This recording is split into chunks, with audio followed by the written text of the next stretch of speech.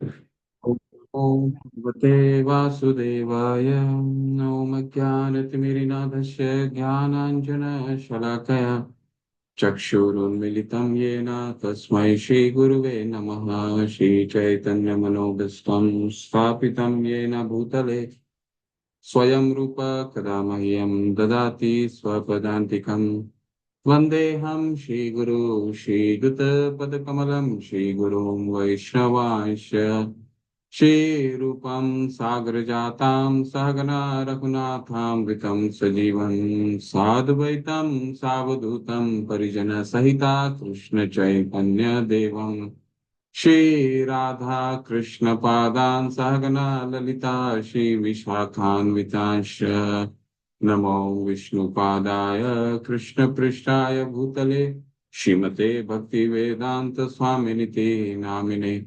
नमस्ते सरस्वते देवे गौरवाणी प्रचारणे निर्विशेष शून्यवादी पाश्चात्य देश तारिणे वाञ्छाकल्पतरुभ्यश्च कृपा सिन्धुभैव च पतितानां पावनेभ्यो वैष्णवेभ्यो नमो नमः। नमो महावदानाय कृष्ण प्रेम प्रदायते कृष्णाय कृष्ण चैतन्य नामने गौरीतशे नमः। पंचतात्मकं कृष्ण भक्तरूप स्वरूपकं भक्तावतारं भक्ताख्यं नमामि भक्तशक्तिकम्। हे कृष्णा करुणा सिंधु दीनबंधु जगतपते गोपेश गोपिका कांत राधा कांत नमस्कुते। तप्त कांचन गौरांगी राधे वृंदावनेश्वरी वृषभानुसुते देवी प्रणमामि हरिप्रिये। कृष्णाय वासुदेवाय देवकी नंदनाय च नंदगोपकुमाराय गोविन्दाय नमो नमः। मुखं करोति वाचालं पङ्गुलङ्गायते गिरिं यत्कृपातमहं वन्दे श्रीगुरुदीनतारणं श्रीपरमानन्द माधवम्। श्रीचैतन्य ईश्वरं गुरुवे गौरचन्द्राय राधिका तदालये कृष्णाय कृष्णभक्ताय तद्भक्ताय नमो नमः। जय हो श्री कृष्ण चैतन्य प्रभु नित्यानंदा श्री अद्वैत गदाधर शिवासादि गौर भक्त वृंद। हरे कृष्णा कृष्ण कृष्ण हरे हरे हरे राम राम राम हरे हरे।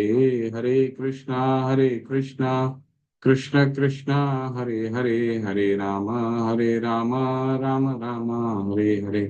हरे कृष्णा कृष्ण कृष्ण हरे राम राम राम हरे हरे। हरे कृष्णा, आप सभी का हार्दिक स्वागत है। तो मुझे मनोज जी को होस्ट बनाना है।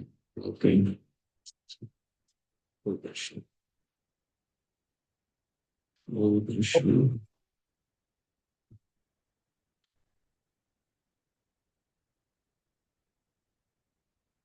चलिए मेरे साथ रिसाइट कीजिए आपके जो मेमोराइजेशन श्लोका हैं उसको हम लोग दोबारा रिसाइट करते हैं। पुरुषं प्रकृति सो ही भूंगते प्रकृति जान गुणान कारणम गुण संगोस्य सत सत्योनिसि जन्मशु। पुरुषं प्रकृति सो ही भूंगते प्रकृति जान गुणान कारणम गुण संगोस्य सत सद्योनिसि जन्मसु।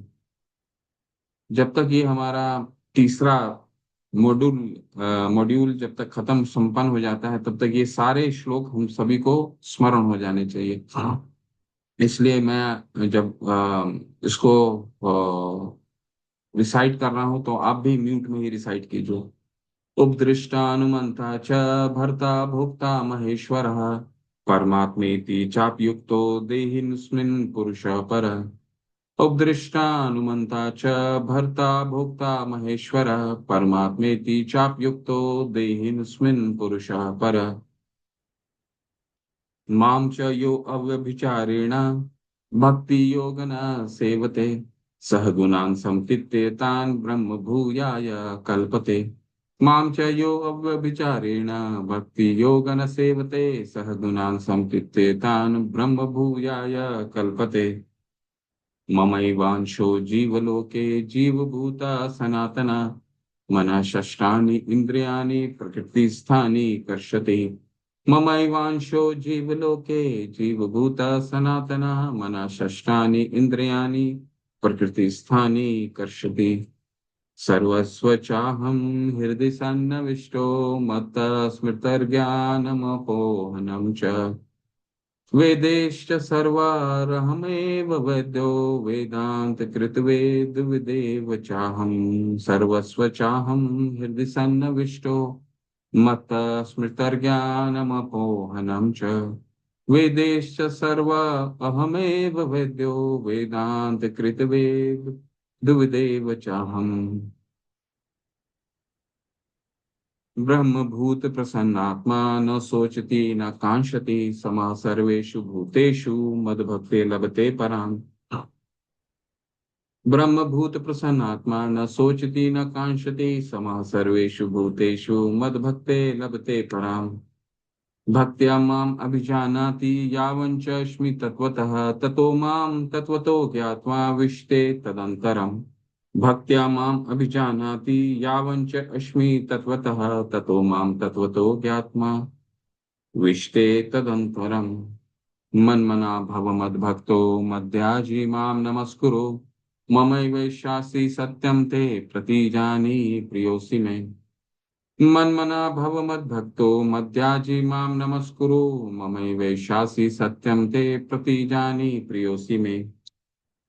सर्वधर्मान् परित्यज्य माम् एकं शरणं व्रज अहं त्वं सर्वपापेभ्यो मोक्षयिष्यामि मा शुचः।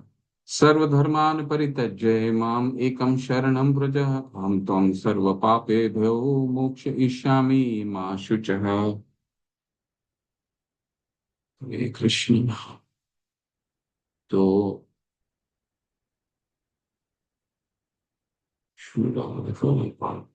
शिला प्रभुपाद की जय। हम अपने 15वें अध्याय की चर्चा में थे, तो आज हम ये 15वें अध्याय को शेष करेंगे। तो 15वें अध्याय में हम अभी तक क्या हमने पढ़ा है?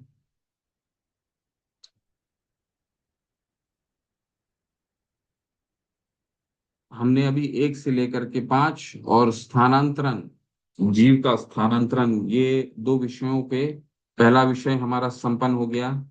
स्थानांतरण में थे और स्थानांतरण को हम पूरा करेंगे।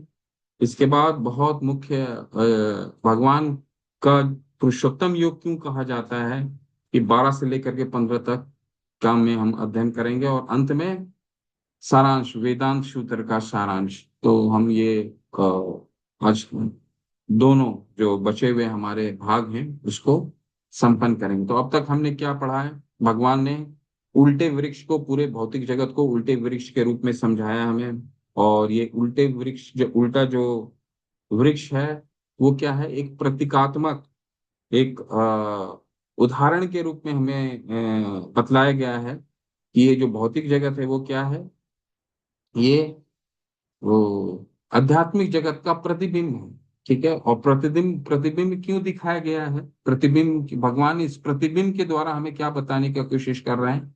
प्रतिबिंब में ही हम सच्चाई ढूंढने का प्रयास करते हैं, इसीलिए भगवान ने प्रतिबिंब बताया। ठीक है। तो प्रतिबिंब का दिखाने का यही उद्देश्य है कि प्रतिबिंब हमें कभी भी हमारे बारे में सत्य का तस्वीर, सत्य का तस्वीर हमें नहीं बता सकता। ठीक है।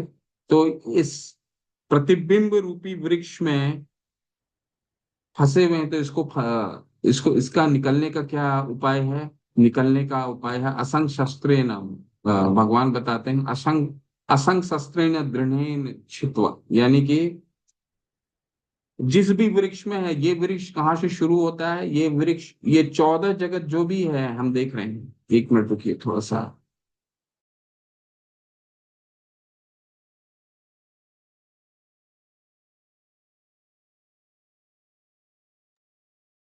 मैं बाहर हूँ इसलिए पंखे की आवाज बहुत आ रही थी। हरे कृष्णा। तो ये जो वृक्ष है ये प्रतिबिंब है। और ये वृक्ष कहाँ से शुरू होता है? ये वृक्ष शुरू होता है सबसे ये 14 जगत, सबसे ऊपरी जगत जो ब्रह्मा जी का जगत है, उससे लेकर के सबसे जो जो 14 जगत है, ये पूरा जगत जो है वो इस प्रतिबिंब का स्वरूप है। ठीक है। तो वो प्रतिबिंब का स्वरूप है। अब इस जब तक हम इस जगत में हैं तो इस वृक्ष के अलग अलग टहनियों में रह करके अलग अलग जगत में रहते हैं। जो जिस तरह का भोग करता है उस इंद्र इंद्र विषय रूपी टहनी का, इंद्र विषय रूपी उसमें कई फल होते हैं। ठीक है। तो जो जिस तरह का उसमें इंद्र विषयों का स्वादन करता है, उस तरह का वो योनियां पाता है और निम्न योनियों की तरफ जाता है। ठीक है। तो इसको निकलने का क्या उपाय भगवान ने बताया है? असंग शस्त्रेण दृढ़ेन चित्वा। दूसरे श्लोक में बताते हैं क्या, कि इस वृक्ष को ही काट के निकलना होगा। ठीक है। तो असंग शस्त्रेण भी बहुत मुख्य शब्द है। इसको हमेशा, ये कीवर्ड को कोई भी श्लोक के कीवर्ड हमें हमेशा याद रहने चाहिए, ताकि हम आगे, क्योंकि ये कोर्स क्यों कर रहे हैं, क्योंकि हमें आगे भी किसी को बताना है। तो आ, वृक्ष में तो फंसे हैं, फंसने के उस वृक्ष से निकलने का क्या उपाय है? उसको कुल्हाड़ी, असंग शस्त्रेण रूपी कुल्हाड़ी से काटना है। लेकिन उसकी कुल्हाड़ी, वो जो कुल्हाड़ी है वो क्या होना चाहिए? विरक्ति के शस्त्र होनी चाहिए। वे विरक्ति कैसे होगा? विरक्ति किस चीज की होगी? 5 चीजों की हमने चर्चा की थी भक्ति रसामृत सिंधु में। रूप गोस्वामी पाद हमें बताती है विरक्ति हमें कैसे उत्पन्न होगा। हम अपने कार्य करते करते, भौतिक जगत में हम कार्य करते हैं, हमारे मन में हमेशा प्रश्न आता रहेगा कि भौतिक जगत में हम कार्य कर रहे हैं तो विरक्ति कैसे हो सकती है? तो उसके लिए भगवान ने 5वें अध्याय के 10वें श्लोक में बताया, क्या बताया है? पद्म पत्र विभाव सा ब्रह्मणाधाय कर्माणि संग करोति है, लिप्यते न स पापेन पद्म पत्र विभाव सा। यानी कि जिस तरह पद्म, यानी कि जिस तरह कमल का फूल नदी में रहता है परंतु जल उसको स्पर्श नहीं कर पाती, ठीक उसी तरह लिप्यते न स पापेन, हम इस जगत में कार्य कर सकते हैं, सारा कार्य कर सकते हैं, लेकिन उससे आसक्त हुए बिना। लेकिन उसके लिए क्या हमें चाहिए? क्या चीज की आवश्यकता है? भौतिक कार्य कर रहे हैं और आसक्त ना हो, ये तो बहुत ही मुश्किल बात है। कुछ जो भी कोई वर्क काम करता है उसमें आसक्ति तो होगी ही होगी, उसके फल की चिंता तो होगी। तो उसके लिए क्या करना है? उसके लिए पिछले सत्र में चर्चा किया, 5 मुख्य चीजें जो रूप गोस्वामी पाद हमें भक्ति रसामृत सिंधु के 12वें अध्याय या 13वें अध्याय में बताते हैं कि 5 चीजें मुख्य हैं। वो हमें जीवन के व्यवहारिक रूप से हमें उसको अपने व्यवहार में लाना होगा। वो क्या है? पहला, धाम का वास करना। ठीक है। धाम का वास यानी जब भी हमें मौका मिलता है धाम जाना, या अपने गृह, अपने भवन को ही हमें धाम बनाना, पहला। दूसरा, अ, अर्च विग्रहों की सेवा करना। अर्च विग्रहों की सेवा करना का क्या मतलब है? मंदिर जाते हैं तो वहां की सेवा करना, और अपने घर की अर्च विग्रह है तो उसकी सेवा करना। तीसरा तीसरा है शास्त्रों का निरंतर हमेशा अध्ययन करना। ठीक। चौथा है भक्तों का संग करना और उनकी सेवा करना। ये भक्त कौन है? हमसे जो श्रेष्ठ हैं। हम कनिष्ठ स्तर पे हैं, मध्यम अधिकारी होने चाहिए, जिसका हम संग हमेशा, तो संत के लिए ललाहित होना चाहिए हमें, और उनकी सेवा करना। और पांचवा क्या है? हरिनाम का आश्रय। अगर ये इन 5 चीजों को हम जीवन में व्यवहार में लाते हैं तो क्या है? वैदिक भक्ति के नियम, अगर आपने पढ़ा होगा वैदिक भक्ति के नियम, जब वैदिक भक्ति के नियमों का हम पालन करते हैं तो वो राग उत्पन्न होता है। हमने पढ़ा ना, साधना भक्ति, साधना भक्ति के 2 भक्ति होती है, वैदिक भक्ति और रागानुगा भक्ति। तो ये जो असंग शस्त्रेण कब विकसित होगा? विरक्ति कब होगी? जब हमारे में राग उत्पन्न होगा। राग का क्या मतलब होता है? प्रेम। राग, राग का मतलब है प्रेम। प्रेम किस चीज से होगा? प्रेम तो यहाँ हम भौतिक चीजों से कर सकते हैं, या फिर प्रेम तो किसी न किसी से हो, लालच तो किसी न किसी चीज से होगी। किस चीज से होगी? अगर भौतिक जगत में हम कार्य करते हैं तो भौतिक चीजों में लाग लालच होगी। धर्म अर्थ काम मोक्ष, ये 4 शास्त्रों के पिलर हैं, 4 पैर हैं। धर्म अर्थ काम मोक्ष। तो हम अगर भौतिक जगत में कार्य करते रहते हैं तो इनसे लालच होगी। नहीं तो क्या होगा, अगर हम विरक्ति हो गया तो ये लालच कहाँ चला जाएगा, भगवान के प्रेम के प्रति चला जाएगा। तो वो विरक्ति की बात कर रहे हैं। तो वो विरक्ति कब होगी, जब हम ये निरंतर भगवान का स्मरण करेंगे। देखिए, शिला प्रभुपाद इस इस्कॉन का जो नींव उन्होंने रखा है दो मुख्य सिद्धांत पे। ये हमेशा हमें स्मरण रखना चाहिए। वो सिद्धांत क्या थे, इसको नोट करके रखिए। वो सिद्धांत क्या थे, पद्म पुराण में ये श्लोक आता है। क्या श्लोक है, स्मर्तव्य सततम विष्णु। हमेशा विष्णु की स्मरण होना चाहिए, भगवान का स्मरण निरंतर होना चाहिए। दूसरा सिद्धांत क्या है, विस्मृतयो न जातुचित। कभी भी विस्मरण नहीं होना चाहिए, विस्मृति कभी भी नहीं होनी चाहिए। विस्मृति, स्मरण निरंतर, विस्मृति कभी नहीं। तो ये कब हो सकता है, ये तभी हो सकता है जब हम निरंतर मन भगवान में किसी न किसी रूप में लगा सकें। ठीक है, किसी न किसी रूप में अगर हम किसी चीज में लगा रहता है तो हमारा मन क्या है, कार्य हम अपने भौतिक जगत में कार्य भी कर रहे हैं, भी उससे आसक्त नहीं होंगे। ठीक है, तो क्या इसके लिए क्या करना पड़ेगा, हरिनाम 16 माला तो करते हैं। 16 माला करने के बाद हम इन माला को साइड में रख देने का नहीं, क्या करना है हमें, हमारा मुख निरंतर हरिनाम चलते रहना चाहिए। कैसे चलते रहना चाहिए, आप जो भी कार्य कर रहे हैं या तो अपने मुख से बिना बोले बोलते रहिए कि कृष्ण कृष्ण कृष्ण कृष्ण हरे। ऐसे निरंतर आपका मुख चलते रहना चाहिए। अगर नहीं चलता है तो हमें इसको अपने व्यवहार में लाना होगा, नंबर वन। दूसरा, जो भी अर्च विग्रह आपके घर में अर्च विग्रह की सेवा करते हैं, मंदिर में अर्च विग्रह है, उसको जितना भी आपके पास थोड़ा सा भी समय मिलता है, मान लीजिए कोई गृहस्थ में है, कोई ऑफिस में कार्यरत है, तो रेड लाइट में गाड़ी उसकी रुकी, या बस में जा रहा है या ट्रेन में जा रहा है, तो थोड़ा भी समय मिला, आंख बंद कीजिए और अर्च विग्रह जो आपके घर में अर्च विग्रह है उसको स्मरण करने का कोशिश कीजिए। ठीक है, ये व्यवहार में लाएंगे तभी हम किसी चीज से प्रेम, भगवान से प्रेम विकसित कर सकते हैं। किसी चीज को हम निरंतर स्मरण, कहने का क्या तात्पर्य है, शिला प्रभुपाद ने जो पूरे, देखिए, जितने भी भक्ति के लिम्ब उन्होंने बनाए हैं। ठीक है, सुबह 4 बजे उठना है, 4:30 बजे की मंगल आरती है, 16 माला, फिर नरसिंह आरती है, फिर तुलसी आरती है, फिर 16 माला का जप है, दर्शन आरती है, फिर श्रीमद् भागवतम का कक्षा है। इसके बाद लोग अपने कार में जाते हैं, वापस आते हैं, शाम का मंदिर का प्रोग्राम है। तो ये जितना भी प्रोग्राम अगर बना है तो शिला प्रभुपाद ने कैसे इस प्रोग्राम को इस तरह से, कार्यक्रम को इस तरह से बनाया है कि हम निरंतर भगवान का स्मरण कर सकें।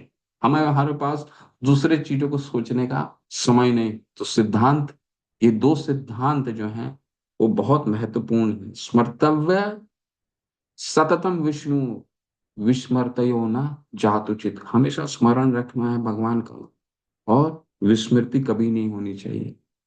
अगर ये होगा तभी ही हम कार्य करते करते पद्म पत्र विभावसा, जिसका भगवान 5वें अध्याय के 10वें श्लोक में बोलते हैं कि हम काम करते करते भी क्या होंगे, उससे बंधे नहीं रहेंगे। तो उस विरक्ति के शस्त्र से अगर हम काटते हैं तो फिर क्या होता है, फिर हम भगवान के धाम जाने के लिए योग बनते हैं।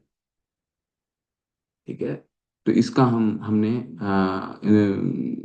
और योग्यता भी पढ़ा। क्या योग्यता है, कि निर्माण मोह जित संग दोषा, अध्यात्म नित्य विनिवर्त कामा, द्वंद्व विमुक्ता, सुख दुख संगे गच्छन्ति मूढ़ा पद्मम वयम तत्। निर्माण मोह जित संग दोषा।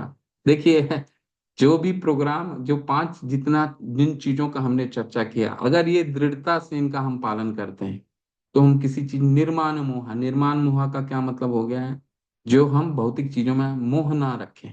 ठीक है, तो अगर हम भगवान से प्रेम करेंगे तो प्रेम व्यक्ति किसी एक चीज से ही कर सकता है, या भौतिक चीजों से कर सकता है, या उस प्रेम को मोड़ के भगवान के प्रति वो प्रेम विकसित कर सकता है। तो निर्माण मोहन स्वतः हो गया अगर वैदिक भक्ति के नियमों का अच्छे से पालन करें। जित संग दोषा, आपको स्वतः ही असंग, ऐसे लोगों के संग करने का मन नहीं करेगा जो भगवान की भक्ति में रत नहीं। कर्तव्य का पालन जरूर करना होगा, ठीक है, किसी से अगर कार्य है तो हमें जरूर मिला, लेकिन उससे किसी तरह का बातचीत या प्रजल्प नहीं कर सकते हैं। प्रजल्प करने में आपको दिल ही नहीं लगेगा। जित संग दोष, अध्यात्म नित्या विनिवर्त काम द्वंद्व विमुक्ता सुख दुख संगे गच्छन्ति मूढ़ा पद्मम वयम तत्। जब ये योग्यता हासिल हो जाती है तो फिर भगवान के धाम जाने के लिए हम योग्य बन जाते हैं। ठीक है, जो झूठी प्रतिष्ठा मोह तथा कुसंगति से मुक्त है, जो शाश्वत तत्व को समझते हैं, जिन्होंने भौतिक काम को नष्ट कर दिया है, जो सुख दुख के द्वंद्व से मुक्त हैं, और जो मोह रहित होकर परम पुरुष के शरणागत होना चाहते हैं, वे उस शाश्वत राज्य को होते हैं। वो शाश्वत राज्य का फिर भगवान हाँ, खुलासा करते हैं। फिर एक बार योग्य हो गया तो व्यक्ति का, उसको फिर धाम दिखाते हैं। धाम कैसा है? जिसमें कोई भी रोशनी की आवश्यकता नहीं है, स्वतः ही सारी चीजें जो हैं वो प्रकाशित हैं। न तद भाष्यते सूर्यो न शशांको न पावक। सूर्य की रोशनी की आवश्यकता न शशांको, शशांको का मतलब होता है चंद्रमा, पावका न अग्नि। ना सूर्य की रोशनी की आवश्यकता है वहां पे, ना चंद्रमा की रोशनी की आवश्यकता है, ना पावक, पावका का मतलब होता है अग्नि, ना अग्नि के प्रकाश की आवश्यकता है। यद गत्वा न निर्वर्तन्ते तद धामम परमम मम। यद गत्वा न निर्वर्तन्ते क्या मतलब है? जो व्यक्ति वहां जाता है तद धामम परमम मम, वो वापस कभी नहीं आता है। ठीक है, तो ऐसा है भगवान का धाम। एक बार योग्य हो गया, योग्य होने के बाद भगवान के धाम चला गया, ठीक है, यानी अपने घर चला गया, तो वो घर में भगवान क्या बता रहे हैं, उसमें कोई भी प्रकाश की आवश्यकता नहीं। ठीक है, तो शिला प्रभुपाद क्या कह रहे हैं, आप बिजली का बिल फिर क्यों देना चाहते हैं जब ऐसा जगह है, पर्याप्त है और निशुल्क है, उसमें जाने के लिए कोई शुल्क नहीं लगता है। ठीक है, तो ये मूर्खता क्या है? आपको बिजली का बिल क्यों देना चाहिए? वहां जाओ और वहीं रहो, तो इसकी कोई आवश्यकता नहीं है। न तद भासते, यह आध्यात्मिक दुनिया सूरज चंद्रमा से प्रकाशित नहीं होती, क्योंकि हर कोई तेजोमय है, हर ग्रह तेजोमय है, इसलिए इन चीजों का कोई जरूरत नहीं है। कोई अज्ञान नहीं है, कोई कमी नहीं है, कोई दयनीय स्थिति नहीं। ठीक है, तो स्वतः ही प्रकाशित है। तो श्रीला प्रभुपाद को विदेशों का मौसम बहुत ही खराब लगता था, क्यों? क्योंकि वहां प्रकाश बहुत कम होता था। ठीक है, तो जैसे मैंने पिछले बार उदाहरण दिया था कि लंदन में एक बार गए थे, तो रिपोर्टर ने बोला कि आपको लंदन कैसा लगता है? बोला ये असुरों का जगह है।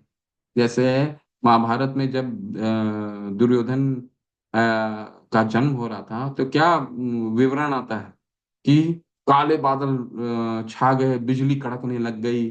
तो इन सबों जगहों में अमेरिका में प्रभुपाद बताते हैं कि 2 महीने सूर्य उदय होता है पूर्ण रूप से, जब समर, जिसको समर सीजन बोला जाता है। और बाकी का समय ऐसे ही बादल होते हैं, बारिश होती है, ठंड होती है। 2 महीने में वहां की स्कूल की छुट्टियां दे दी जाती हैं कि लोग अपने धूप में अपना सूर्य की रोशनी का आनंद उठा सकें। हमारा देश तो ऐसा है जहाँ की सूर्य की रोशनी जो है वो प्रचुर मात्रा में पाई जाती है। और इससे भी श्रेष्ठ क्या है? इसीलिए तो कहा गया भारत भूमि ते होई जन्म मनुष्य जन्म यार। भारत भूमि कोई सामान्य भूमि नहीं है। श्री चैतन्य महाप्रभु कहते हैं भारत भूमि ते हुई मनुष्य जन्म यार, जन्म सार्थक करो, करो परोपकार। इसीलिए ये भूमि एक ऐसी है कि हम कुछ ना कुछ पिछले जन्म में हम सभी ने कुछ अच्छा कार्य किया है, तभी ये भूमि में जन्म हमें प्राप्त हुआ है। और दूसरा, हमने और भी कुछ अच्छा जरूर कार्य किया होगा, जिसके कारण हमने इस संप्रदाय से जुड़ने का मौका मिला। और जन्म सार्थक करो, करो परोपकार। हमने अपना अपना जीवन को सार्थक करने का पूरा हमें उपाय भी बता रहे हैं शिला प्रभुपाद, और दूसरों को भी परोपकार कर सकते हैं। अब इसका हम फायदा नहीं उठा पाए तो फिर अब हमें दूसरा जन्म नहीं मिलने वाला है। ठीक है, इसके बाद फिर क्या देहांतरण में दूसरा 1 से 5 तक हमने कर लिया। अब 6 से लेकर के 12 तक देहांतरण। इस संसार में जीव अपनी देहात्म बुद्धि को एक शरीर से दूसरे में उसी तरह ले जाता है जिस प्रकार वायु सुगंधि को ले जाता है, इस प्रकार वह एक शरीर धारण करता है और फिर इसे त्याग कर दूसरा शरीर धारण करो। तो हमने इसका भी विस्तार से चर्चा किया। क्या चर्चा था कि दूसरे अध्याय में भगवान बहुत विस्तार से बताते हैं, 12वें अध्याय से लेकर के 30 अध्याय तक। जब आत्मा और शरीर के भेद को बताते हैं तो क्या बताते हैं कि ये जो शरीर है ये तो निरंतर हमारा बदलता रहता है। हमने पिछले सत्र में भी चर्चा किया था। ठीक है। जब अब एक छोटा बच्चा जन्म लेता है माँ के गर्भ से, तो वो 2.5-3 किलो का होता है, और वही बच्चा बड़ा होकर के जब उसकी उम्र 40-50 हो जाती है तो उसका वजन 50-60-70 हो जाता है। तो शरीर बदल जाता है ना, निरंतर शरीर बदल रहा है। ठीक है। परंतु क्या चीज नहीं बदल रही है जिससे अ, हम सभी उस पुरानी बातों को याद कर पाते हैं? क्या ऐसी चीजें नहीं बदलती हैं उसके अंदर? जो उसका मूल तत्व है, यानी वायुर्गंधेर निवेशयात। ठीक है। यानी कि जीव यानी कि आत्मा, जो शरीर का मूल तत्व। ठीक है। क्रोत्तम चक्षुस्पर्शनम च रसनम घ्राणमेव च अधिष्ठाय मनश्चायम विष्णु विषयानु पस्वते। इस प्रकार दूसरा स्थूल शरीर धारण करके जीव विशेष प्रकार का कान, आंख, जीभ, नाक तथा स्पर्श इंद्रियां प्राप्त करता है, जो मन के चारों ओर संपूजित है। इस प्रकार वह इंद्रिय विषयों के एक विशिष्ट समुच्चय का उपभोग करता है। तो ये हमने विस्तार से इस चीजों का चर्चा किया है 13वें अध्याय में। ठीक है। पहला अब हमारा मेमोराइजेशन श्लोक क्या है? पर पुरुषम प्रकृति स्थो ही भूंजते प्रकृति जान गुणान कारणम गुण संज्ञस्य सत सत योनि सी जन्मशु। जैसा प्रकृति का विदोहन करते हैं उस तरह का योनि प्राप्त होती है। तो ये दोबारा उसी चर्चा को उजागर हो रहा है। ठीक है। तो एक छोटा सा कथा बोलता हूँ आपका, इस देहांतरण में आपको स्थान पहले ही पढ़ते हैं, इसके बाद वो कथा बोलेंगे। एक बार किसी विशेष प्रकार के शरीर में स्थापित होने के बाद वह प्रकृति के नियंत्रण में आ जाता है, क्योंकि शरीर पदार्थ होने के कारण प्रकृति के नियमों के अनुसार कार्य करता है। उस समय जीव के पास उस कानून को बदलने की शक्ति नहीं होती है। इतना मुख्य सिद्धांत श्रीला प्रभुपाद बता रहे हैं। एक बार हमने इस शरीर के मूल्य को नहीं समझा। ठीक है। और फिर ये हमने मौका गवा दिया। फिर क्या होगा? फिर हमें जो अगला जन्म में शरीर जो प्राप्त होगा, वो शरीर की जो जिस तरह का हमें आंख मिलेंगे, कान मिलेंगे, नाक मिलेंगे, हमें उस प्रकृति के हिसाब से ही उस शरीर का कार्य करना पड़ेगा। फिर अगर हाथी का किसी को शरीर प्राप्त होता है तो वो मनुष्य का कार्य नहीं कर पाएगा। कहने का तात्पर्य ये है। ठीक है। तो मान लीजिए, शिला प्रभुपाद आगे बताता है, मान लीजिए कुत्ते के शरीर में एक जीव डाल दिया जाता है। जैसे ही उसे कुत्ते के शरीर में डाला जाता है, उसे कुत्ते की तरह व्यवहार करना चाहिए। वह अन्यथा कार्य नहीं कर सकता। और यदि जीव को सुअर के शरीर में डाल दिया जाता है तो उससे मल खाने और सुअर की तरह व्यवहार करने के लिए मजबूर किया जाता है। प्रभुपाद, शिला प्रभुपाद इन दो जानवरों का बहुत उपयोग करते हैं अपने उदाहरण में। क्यों? क्योंकि हमारे आचार्य को मालूम है कि कलयुग में मंद सुमंद मत्यो मंद भाग्या ही उपृतता। श्रीमद् भागवतम में कथन आता है कि जो कलयुग का चरित्र है, लोगों का चरित्र क्या होगा? प्राण अल्पायुष चलो अस्मिन युगे जना। यहाँ पे प्राण अल्पायुष, लोगों की उम्र कम होते जाएगी। आप खुद भी देख, जो उम्र है, अब सतयुग में कितना था? 1 लाख वर्ष। ठीक है। जैसे जैसे युग बदलता गया, उसको भाग 10 करते गए। सतयुग में 1 लाख था। इसके बाद आता है त्रेता। त्रेता में 1 लाख भाग 10 कर दीजिए, 10,000 हो गया। द्वापर आता है तो 10,000 भागा 10 कर दीजिए, 1,000 हो गया। और द्वापर से फिर कलयुग आता है तो 1,000 भागा 10 कर दीजिए, 100 हो गया। अब 100 भी नहीं रह गए। ठीक है। अब क्या हो गया? 60, 70, अभी 72 है। हर देश का अपना है। 72। ठीक है। तो एक बार शिला प्रभुपाद कुछ कहानी बीच बीच में एक बार शिला प्रभुपाद लंदन में जब लंदन गए तो वहां के जो रिपोर्टर कुछ थे, वो बहुत शिला प्रभुपाद से बहुत ही कुंठित थे। क्यों? क्योंकि प्रभुपाद जी तो उस समय के, उनका जन्म है जब उन्होंने ब्रिटिश का साम्राज्य देखा था, अंग्रेजों का साम्राज्य देखा था। ठीक है, और शुरू में जब कृष्णा भावनामृत अपने भक्ति अपने गुरु से मिलने से पहले वो महात्मा गांधी के बहुत बड़े उनको बहुत वो फॉलो करते थे। ठीक है, और स्वतंत्रता आंदोलन के वो अनुयायी थे शिला प्रभुपाद। लेकिन भक्त अपने गुरु से मिलने के पश्चात फिर उन्होंने उनका पूरा ध्यान कृष्ण भावनामृत की तरफ मुड़ गया। ठीक है, तो उन्होंने अंग्रेजों का शासन देख रखा था। तो वही अंग्रेजों को उन्होंने उनके ही देश में जाकर के उनको अपना संस्कार दिया। तो इसको सुन करके देख करके वहां के कई लोग बहुत कुंठित होते थे कि एक व्यक्ति जो भारत से आकर के हमारी संस्कृति को बदलने का प्रयास कर रहा। तो उसमें एक रिपोर्टर थी, महिला थी, उन्होंने पूछा कि भारत और यहाँ में तो बहुत अंतर है। वहां पे तो आपके यहाँ तो मोर्टेलिटी रेट अंग्रेजी में जो एक शब्द आती है, इसका मतलब होता है लोगों की जीने का कितना उम्र होता है। आपके यहाँ लोग कम जीते हैं। ठीक है, औसतन जो उम्र होती है जीवन का वो कम है। हमारे यहाँ था औसतन जीवन का उम्र ज्यादा है। ठीक है? तो शिला प्रभुपाद ने उसको समझाया, जीवन जीने का उम्र ज्यादा है, आप अच्छे हैं और मैं खराब हूं। ये जी मोर्टेलिटी रेट मतलब होता है औसतन जीवन का जीने का। तो शिला प्रभुपाद ने फिर अंग्रेजी में उसको बताया कि मोर्टेलिटी रेट पूरे संसार में एक ही है। क्या है? 100%। हर की मृत्यु होना तय है। आपका ज्यादा है और मेरा कम हो ही नहीं सकता।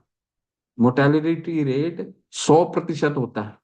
ठीक है, तो कहने का तात्पर्य क्या है कि ये जो है निर्देह माध्यम सुलभम सुदुर्लभम, ये जो निर्देह माध्यम, ये जो मनुष्य शरीर प्राप्त हुआ है, सुलभम सुदुर्लभम, 84 लाख योनि के बाद प्राप्त होता है। कोई सामान्य योनि प्राप्त नहीं है हमें, जिसमें हम अपने चेतना को हम देख सकते हैं, अपना अच्छा और बुरा समझ सकते हैं कि हमें क्या करने से हमें अ, हमारी हमारे लिए क्या अच्छा है। के निर्देह माध्यम सुलभम सुदुर्लभम लवम सुकल्पम गुरु कर्ण धारम, श्रीमद् भागवतम में एक श्लोक आता है जिसमें इस देह के बारे में हमें बताया जाता है। क्या बताया जाता है कि ये देह जो है बहुत ही मुश्किल से प्राप्त हुआ है, मनुष्य का देह। ठीक है, और भगवान हमारे लिए इतना करते हैं। प्लवम सुकल्पम गुरु कर्ण धारम, गुरु के रूप में भेजते हैं। प्लवम, प्लवम का मतलब होता है नाविक। ठीक है, जो हमारे लिए एक एक चीज लिखा है इन्होंने, कैसे खाना चाहिए, कैसे पूजा करनी चाहिए, कैसे नृत्य करना चाहिए। ठीक है, सब कुछ लिख दिया है। कुछ भी नहीं छोड़ा है हमारे आचार्य ने। हमारी जीवन शैली कैसी होनी चाहिए, ए से लेकर के बी सी डी सब कुछ लिख दिया है। एक एक छोटे छोटे डिटेल इन्होंने लिखे हैं। हमारे सारे आचार्य की किताबें पढ़ेंगे, सब कुछ हमें जीवन शैली कैसे जीना, सब कुछ लिख दिया। प्लवम सुकल्पम गुरु कर्ण धारा। ठीक है, तो ये जो हमारे गुरु होते हैं वो कौन होते हैं? ये हमारे जीवन के नाविक भगवान भेजते हैं कि इनको ठीक करो, तुम जाओ। ठीक है, प्लवम सुकल्पम हमारा जीवन के लिए, प्लवम वो हमारे नाव रूपी जीवन को इस समुद्र रूपी भौतिक जगत से उभारने के लिए। ठीक है, प्लवम सुकल्पम गुरु कर्णधार, वो गुरु को भेजते हैं। तो हमें क्या करना है? इन आचार्यों की बातों को अपने व्यवहारिक जीवन में उतारना, बस, और कुछ नहीं करना है। ठीक है, उनके उतारते जाएंगे। हम ये ये व्यवहार में हम अपने वैदिक भक्ति के नियमों को उतारते जाएंगे। और देखिएगा स्वतः ही सारे आपको भगवत गीता जो है, जब राम जेठमलानी, जो आपने सुना होगा, बहुत प्रसिद्ध वकील थे, तो 1970-72 में 75 में जब मुंबई में श्रील प्रभुपाद को वो मिलने के लिए गए मुंबई में, हालांकि दोनों के विचार कभी मिले नहीं, परंतु राम जेठमलानी श्रील प्रभुपाद से बहुत ही प्रेम करते थे। तो उन्होंने बोला कि गीता मुझे कभी भी व्यवहारिक नहीं लगता, उन्होंने बताया। राम जेठमलानी। फिर शिला प्रभुपाद ने उनको प्रसाद खिलाया। ठीक है, प्रसाद खिला करके इनको बोला आपको करना कुछ नहीं है, गीता को पढ़ना है जैसा इन्होंने लिखा है। और शिला प्रभुपाद की किताबों में उन्होंने एक एक चीज को बहुत ही व्यवहारिक रूप से लिखा है। बस उसको अगर हम फॉलो करते रह गए तो राग उत्पन्न करने में, इस मनुष्य जीवन को हमें सफल बनाने में कोई नहीं रोक सकता। ठीक है, ऐसा शिला प्रभुपाद ने हमें समझाया। ठीक है। तो फिर हमने देखा, अब हम दूसरे तीसरे पड़ाव पे चलते हैं। भगवत गीता के ये दो पड़ाव हमने करीबन कर लिए थे। अंतिम जो भी बचा था उसको हमने कर लिया। अब हम इस अध्याय के तीसरे पड़ाव में चलते हैं, जो बहुत ही मुख्य है। और ये 3-4 श्लोक भगवान पुरुषोत्तम क्यों है, भगवान महान क्यों है, हमारे लिए भगवान क्या करते हैं, पुरुषों में उत्तम, पुरुषोत्तम मतलब पुरुषों में सबसे उत्तम, ऐसा क्या वो करते हैं हमारे लिए कि वो पुरुषोत्तम है, वो पढ़ते हैं। श्लोक पढ़ेंगे, फिर हम लोग पीपीटी में वापस आते हैं।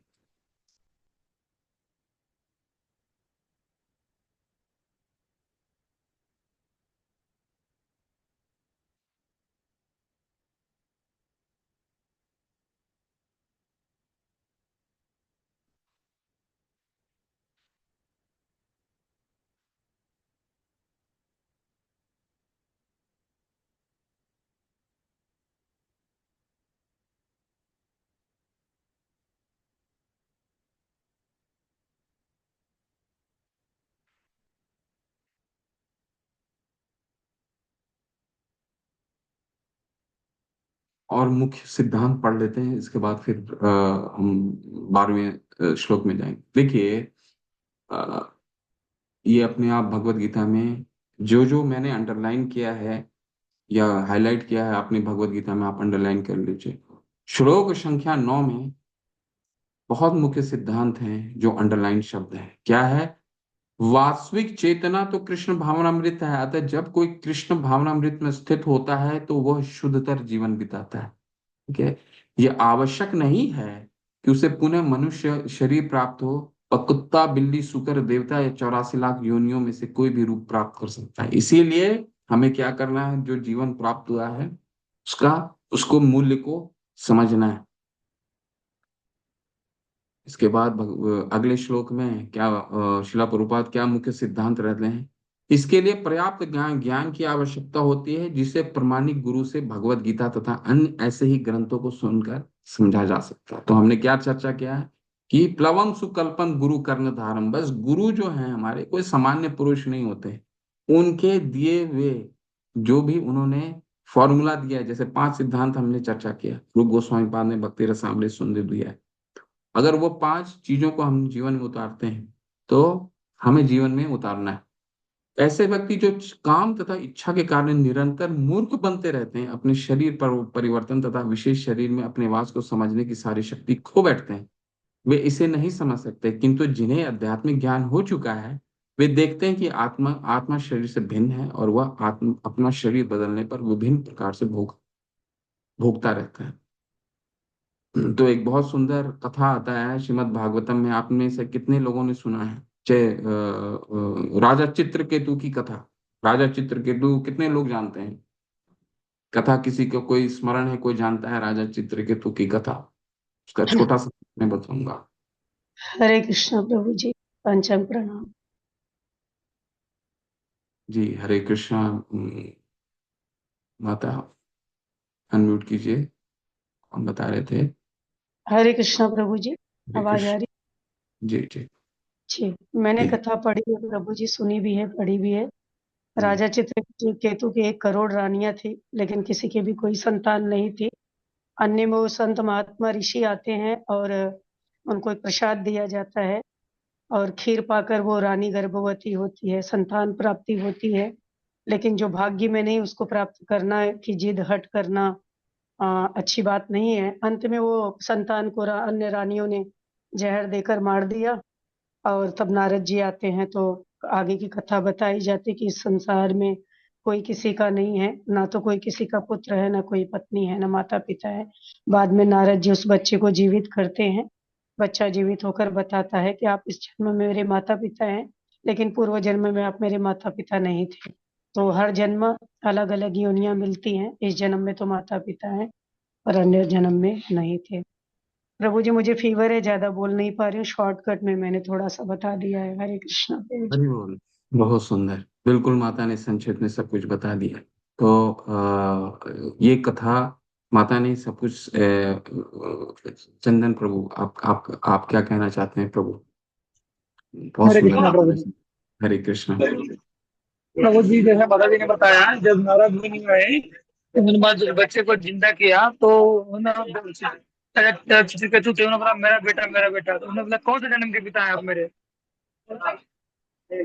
तो ये बताना चाहते हैं कि हम लोग हर जन्म में हमारा माता पिता बदलता रहता है, उसे बदलता रहता है। तो उस बच्चे ने बोला कि मेरा सैकड़ों जन्म हो चुके हैं, अब किस जन्म का माता पिता है? तो हमारा फिर बदलता रहता है। जी। जी प्रभु जी, वो ऐड किया मैंने, हरे बाकी कृष्ण। माता ने सब बता दिया। जी। बहुत बहुत सुंदर, बहुत सुंदर, बिल्कुल। तो देखिए, जिनके घर नारद मुनि आए हैं वो कोई सामान्य पुरुष तो हो नहीं सकता। नारद मुनि तो सामान्य पुरुष के यहाँ जा नहीं सकते। भगवान के कितने बड़े भक्त रहे होंगे चित्रकेतु। ठीक है। जिनके यहाँ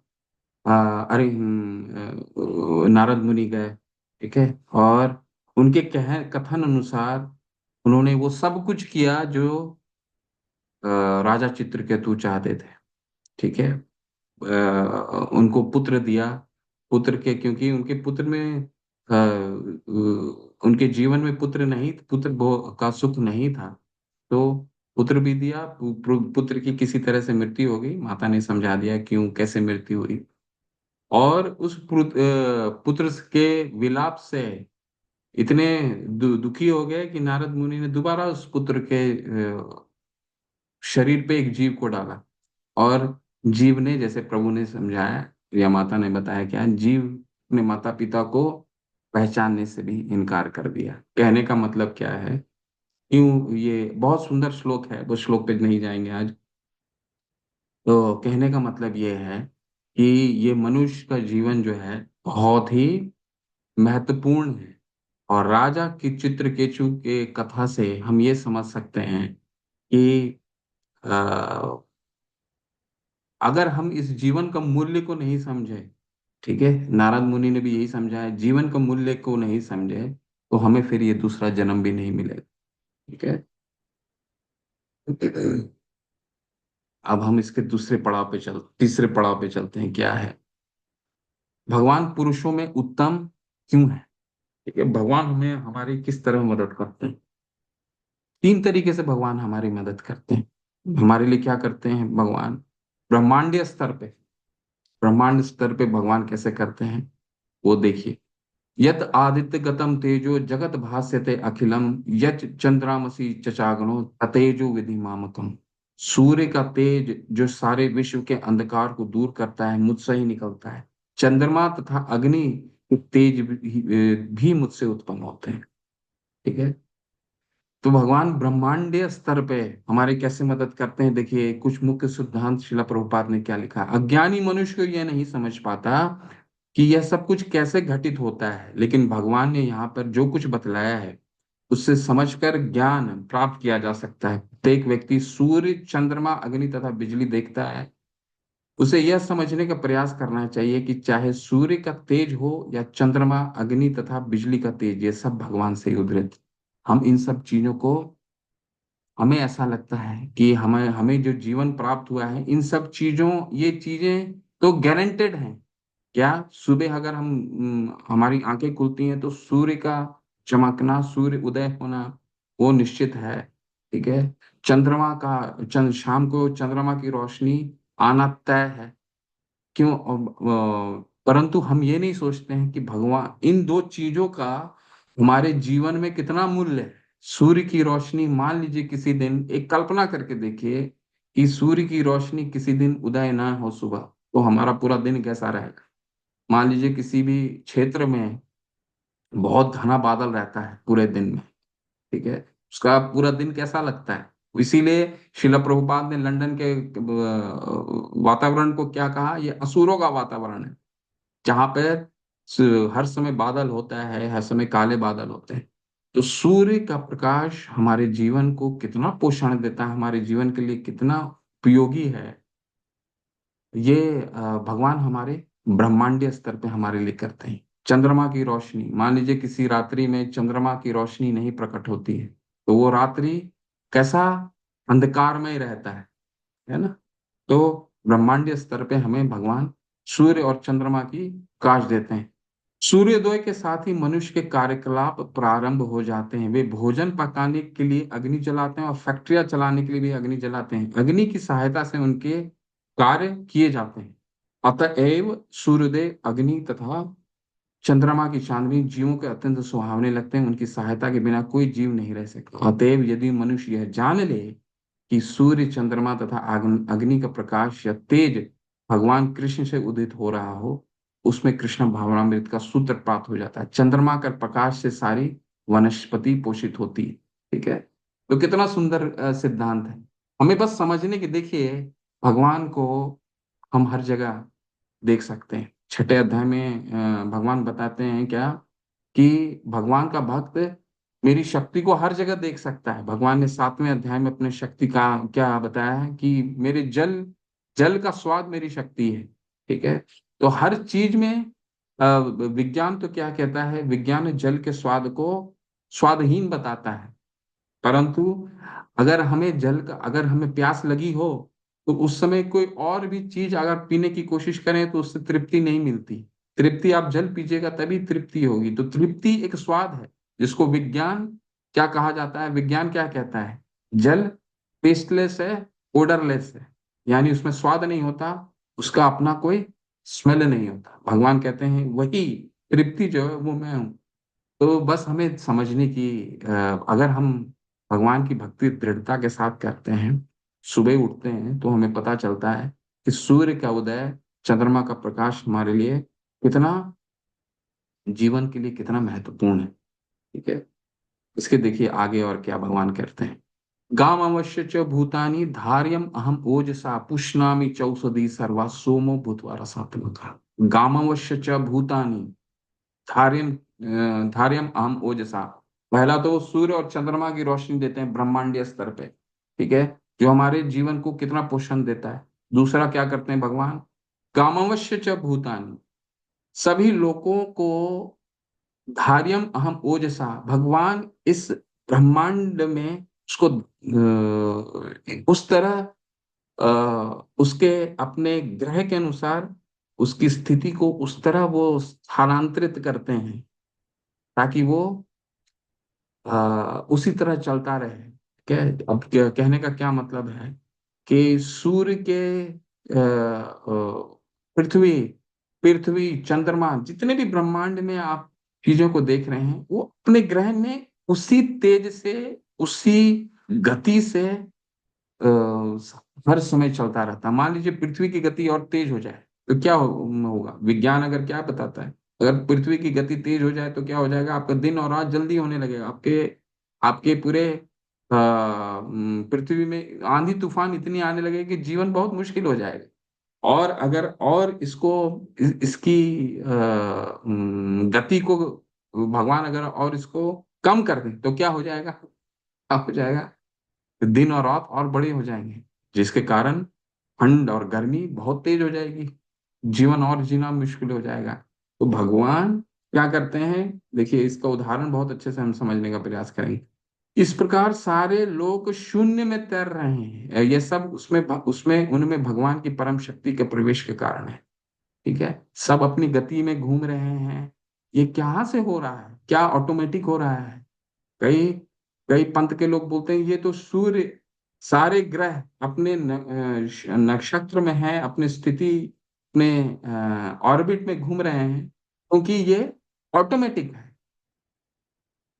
तो उनकी शक्ति प्रत्येक लोक में उसी तरह थमी रहती है, जिस प्रकार धूल को मुट्ठी में बंद रहने पर धूल को गिरने का भय नहीं रहता, लेकिन ज्यों ही धूल को वायु में फेंक दिया जाता है वह नीचे गिर पड़ता है। तो ये जो पूरे जितने हमारे ग्रह हैं ये ठीक उसी तरह हैं। उदाहरण के रूप में श्रील प्रभुपाद बता रहे हैं कि जिस तरह मुट्ठी में अगर हम किसी धूल को पकड़ के रखते हैं तो भगवान ने इन ग्रहों को धार्यम अहम ओजसा वहां धारण करके अपने उनके नक्षत्रों में उन्होंने रख रखे हैं, ताकि हमारा जीवन जो है वो सुव्यवस्थित हो सके, ठीक उसी तरह चल सके। सूर्य का उदय ठीक उसी समय हो, सूर्य का अस्त ठीक उसी समय हो, बारिश का आना ठीक उसी समय हो, ग्रीष्म ऋतु का आना ठीक उसी समय हो। ठीक है। हर ऋतु का आना ठीक अपने अपने समय में। वो कैसे होता है? ताकि भगवान जो है सभी को उनके नक्षत्र उनके ऑर्बिट में पकड़ के रखे हुए हैं। ठीक है। और ये तो ब्रह्मांड स्तर पे भगवान ने किया। अब भगवान अब अंदर प्रवेश करके हमारे लिए क्या करते हैं ये देखिए। इसलिए भगवान पुरुषों में उत्तम है। अहम वैश्वनरो भूत्वा प्राणी नाम देहमाश्रिता प्राण अपान समायुक्तम पंचामयम चतुर्विधम। मैं समस्त जीवों के शरीर में पाचन अग्नि वैश्वानर हूं और मैं श्वास प्रवास प्राण वायु में रहकर 4 प्रकार के अन्नों को पचाता हूं। खाना खा लेते हैं हम। खाना खाने के बाद हमें पता नहीं होता, कोई भी खाना खा लेते हैं, हमें ये मालूम नहीं होता कि कोई खाना हम पचाने की शक्ति हमें नहीं है, बस हमारे खाने की इच्छा होती है, हम उस चीजों को खा लेते हैं। परंतु पचाता कौन है? भगवान कहते हैं हम वैश्वानरो भूतवा, मैं वो वैश्वानर आग हूं, पाचन अग्नि शक्ति हूं, जो खाना खाने के बाद हमारे खाने को पचाता है। ठीक है। पंचामयम चतुर्विधम। पंचामयम को होता है भोजन 5 प्रकार के होते हैं आयुर्वेद के अनुसार। कौन कौन से होते हैं? चूसने वाले, चबाने वाले, चाटने वाले और पीने वाले। ठीक है। तो पंचामयम उसको कहा गया है। तो पांचों तरीके के जो आयुर्वेद में जिस तरह के भी खाने होते हैं, ठीक है, चाटना, चूसना, चाटना, पीना, चबाना, ठीक है, निगलना, तो ये 5 को भगवान क्या कहते हैं? मैं पचाता हूँ। ठीक है। इसीलिए तो हम कभी खाना खा लेते हैं, हमारा जब पाचन शक्ति कम हो जाता है, जब हमारा पेट गड़बड़ हो जाता है, तो हमें पता नहीं चलता है कि हम पेट क्यों गड़बड़ हो गया हमारा। इसलिए पचाने की शक्ति भी नहीं है हमारे में। खाने की शक्ति खाना खा लेते हैं लेकिन पचाते भगवान है। देखिए अब ब्रह्मांड स्तर पे उन्होंने किया। सूर्य का प्रकाश दिया, चंद्रमा का प्रकाश दिया, ग्रहों को अपने ग्रहों में उन्होंने धारण किया। ठीक है। अब क्या कर रहे हैं? हमारे अंदर में अपनी शक्ति के द्वारा खाना को पचा रहे हैं। और क्या करते हैं? मैं श्वास प्रवाह प्राण अपान समायुक्तम। सांस लेते हैं हम, कितना सांस एक एक सेकंड में कितना सांस इनहेल करना है, लेना है, खींचना है, कितना सांस छोड़ना है, वो वो भी हम नहीं कर सकते। वो भी भगवान अपनी शक्ति से करते हैं। कितना सांस लेते हैं, कितना सांस छोड़ते हैं। प्राण अपान समायुक्तम। ठीक है। मैं श्वास प्रवास में रहकर 4 प्रकार के अन्नों को पचाता हूँ। सांस लेना, सांस छोड़ना, खाने को पचाना, ब्रह्मांड स्तर में सूर्य का प्रकाश देना, चंद्रमा का प्रकाश देना। गामावश्य एक चीज में भूल ही गया आपको बताना, गामावश्य च भूतानि धार्यम अहम ओजसा पुष्णामि चौषधि सर्वा। और क्या भगवान कहते हैं कि इतने वनस्पति में पुष्णामि चौषधि सर्वा का क्या मतलब होता है? कि चंद्रमा का जो रोशनी होती है वो सोमो, सोमो का मतलब होता है चंद्रमा, भूतवा रसात्मक। चंद्रमा की रोशनी सब वनस्पति को अलग अलग स्वाद देते हैं। हम खाने से पहले तो नहीं सोचते। मान लीजिए हमारे जीवन में एक ही तरह का खाने का स्वाद रहता है, चावल का भी वही स्वाद रहता है, दाल का भी वही स्वाद रहता है, सब्जी जो खाते हैं आलू का भी वही स्वाद स्वाद रहता है। कोई भी आप सब्जी खाते हैं क्यों, हमारा जीवन कितना निराशमय हो जाता है। भगवान ने क्या किया है? नहीं, इन सबको अलग अलग स्वाद दो। फल का अलग स्वाद, सेब का अलग स्वाद होना चाहिए, संतरे का अलग स्वाद होना चाहिए, सब्जियों का अलग स्वाद होना चाहिए। भगवान ने हमारे जीवन में रंग भर दिया। कैसे?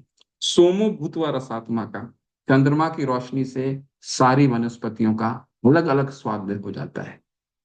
तो देखिए कैसे भगवान पुरुषों में उत्तम है। सूर्य का प्रकाश दे रहे हैं, चंद्रमा का प्रकाश दे रहे हैं, जो जीवन में हमारे लिए बहुत आवश्यकता है। ग्रहों को अपने ग्रहों में धारण कर रहे हैं ताकि हमारा जीवन सुव्यवस्थित चले। फिर क्या करते हैं, फिर चंद्रमा की रोशनी से सभी वनस्पतियों का अलग अलग स्वाद प्रदान करते हैं। ठीक है, इसके बाद क्या करते हैं, खाने की पचाने की शक्ति है भगवान, सांस छोड़ना सांस लेने की शक्ति है भगवान। ठीक है, और क्या है, और क्या करते हैं भगवान, अब अंत में भगवान क्या करते हैं, हमारे जीवन को मार्गदर्शन भी देते हैं। क्या, सर्वस्व चाहम हृदय, सबको ये श्लोक हमेशा याद होना चाहिए, बहुत ही महत्वपूर्ण श्लोक है, आपके मेमोराइजेशन श्लोक में भी आता है। सर्वस्व चाहम हृदय सन्निविष्टो मत स्मृतिर्ज्ञानम अपोहनम च वेदेश सर्वर हमेव वैद्यो वेदांत कृत वेदेव चाहम। सर्वस्व चाहम, मैं सबके हृदय में हूँ। भगवान ने तो 13वें अध्याय में भी बताया है, उपदृष्टा अनुमंता चा भर्ता भोक्ता महेश्वर, मैं सब कुछ देख रहा हूं तुम हमारे हृदय में। देखिए, एक जगह नहीं बताया भगवान ने, कई जगह बताया है। यहाँ भी बताया, 13वें अध्याय में भी बताया है, 18वें अध्याय में जाएंगे वहां भी बताया, ईश्वर सर्वभूता नाम हृदय से अर्जुन तिष्ठति, अर्जुन मैं हृदय में रहता हूँ। देखिए यहाँ भी बताया है, सर्वस्व चाहम हृदय सन्निविष्ट, मतलब मैं प्रत्येक जीव के हृदय में आसीन हूँ। हमारे लिए आसीन है भगवान, हमें मार्गदर्शन देने के लिए आसीन है। और क्या करते हैं हमारे हृदय में स्थान, परमात्मा का क्या कार्य है।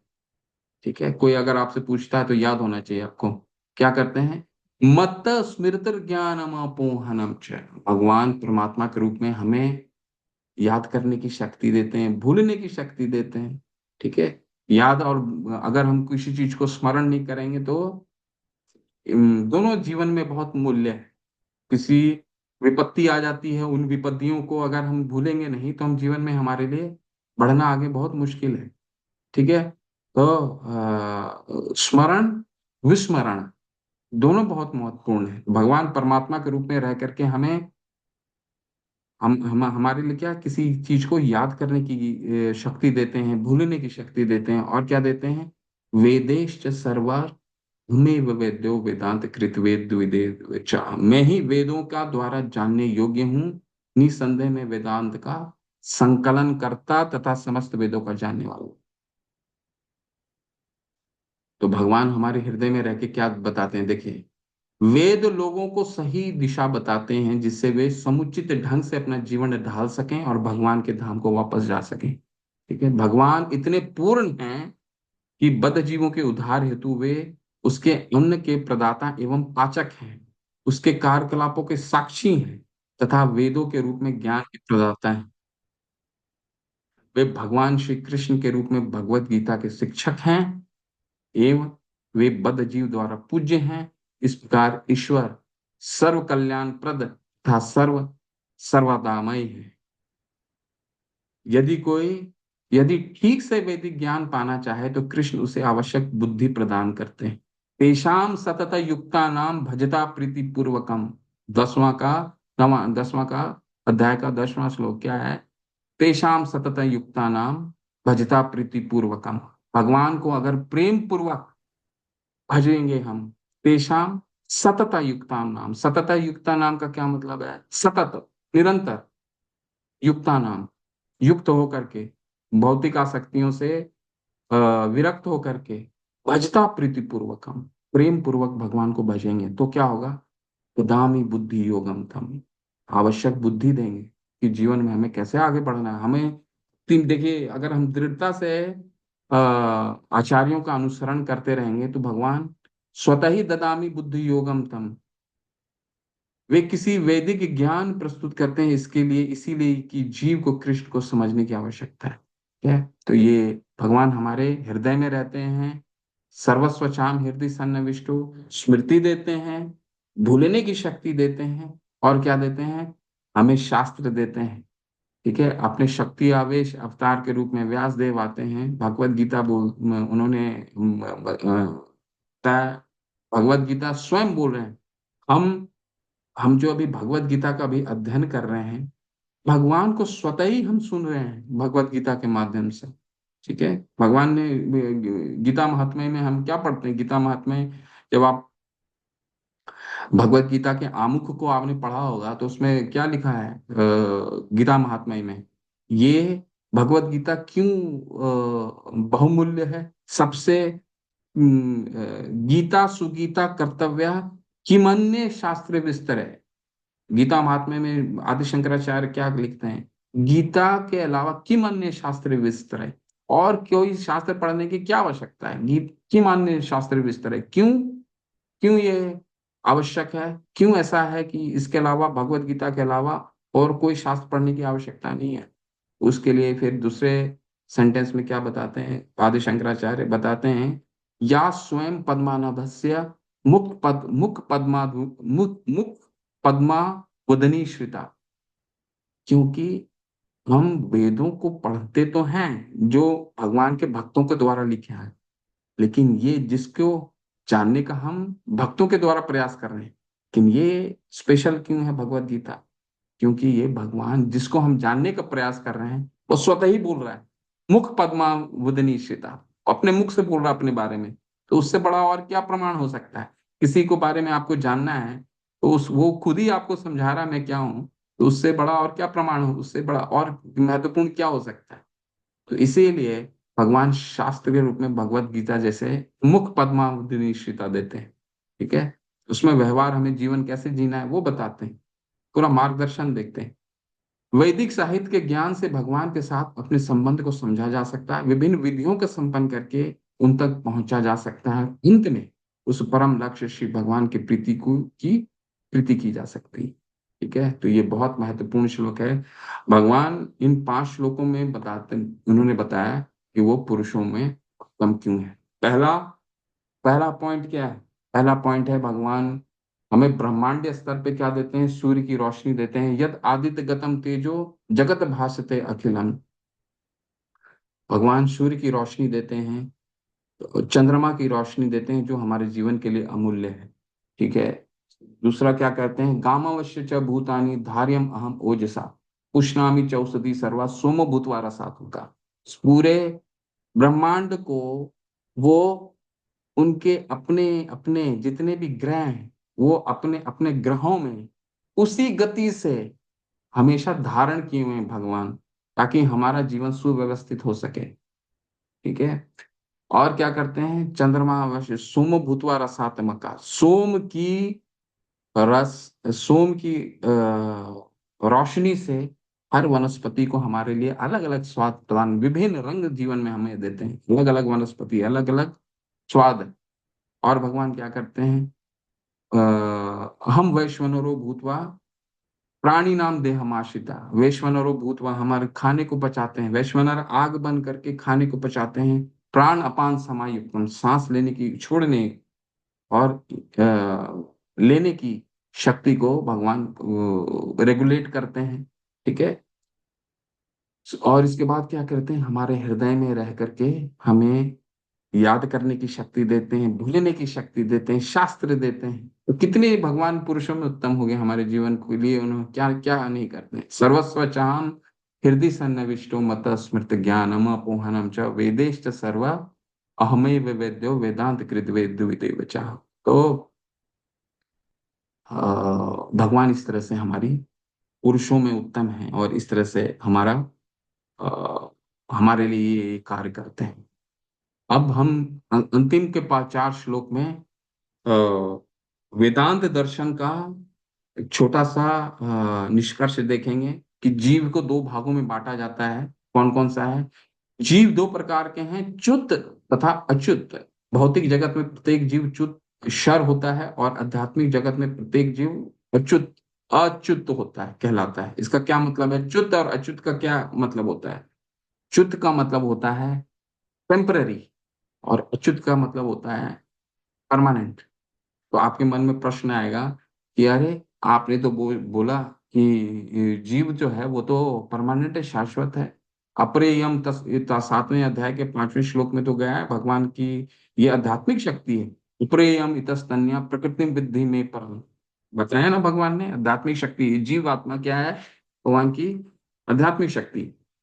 तो अब यहाँ पे ये बता रहे हैं कि जीव 2 प्रकार के होते हैं, एक च्युत होता है एक अच्युत होता है। इसका क्या मतलब है, इसके कहने का क्या तात्पर्य है? च्युत का क्या मतलब होता है?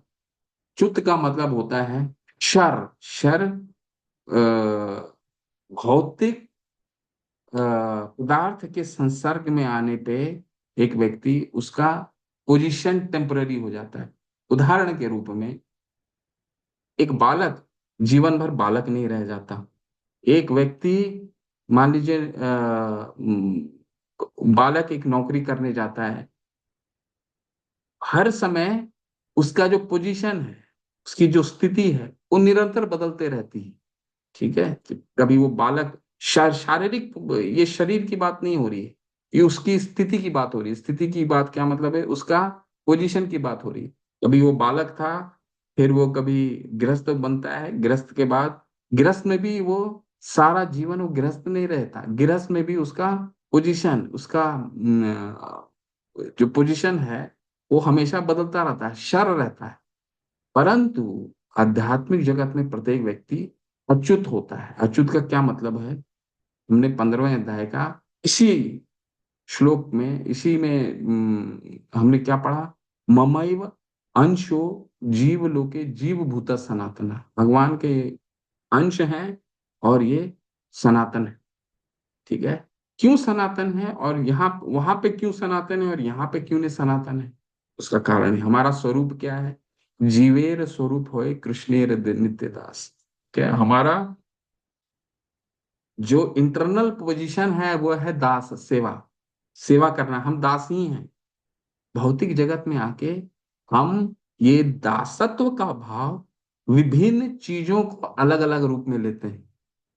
उदाहरण के रूप में, हम अपने जीवन काल में हम बहुत चीजों की सेवा करते हैं। ठीक है, बहुत चीजों की सेवा करते हैं। कभी अपने परिवार की सेवा करते हैं, कभी अपने अपने ऑफिस में किसी की सेवा करते हैं। तो ये जो सेवा का भाव है निरंतर बदलता जाता है, इसीलिए इसे च्युत कहा जाता है। परंतु यही सेवा का भाव जब आध्यात्मिक स्तर में होता है तो वहां पर सिर्फ एक ही सेवा होती है। वो क्या है? सिर्फ ईश्वर की सेवा। ठीक है, इसीलिए वो अच्युत कहा जाता है। ठीक है, तो ये दो चीजों को हमें समझना बहुत आवश्यक है। दोबारा रिपीट कर रहा हूँ, च्युत का मतलब होता है जो शर, जो टेम्पररी हम सेवा करते हैं भौतिक जगत में, तो हमारा सेवा का जो स्थिति है वो निरंतर बदलता रहता है। हमारा बचपन में हम किसी और के, अपने माँ बाप की सेवा करते हैं। जब थोड़ा हम बड़े होते हैं, जब विवाह हो जाता है, किसी और चीज का सेवा करते हैं। ठीक है, फिर अपना परिवार का सेवा करते हैं। फिर ऑफिस जाने लग जाता है कोई व्यक्ति, पुरुष, तो अपने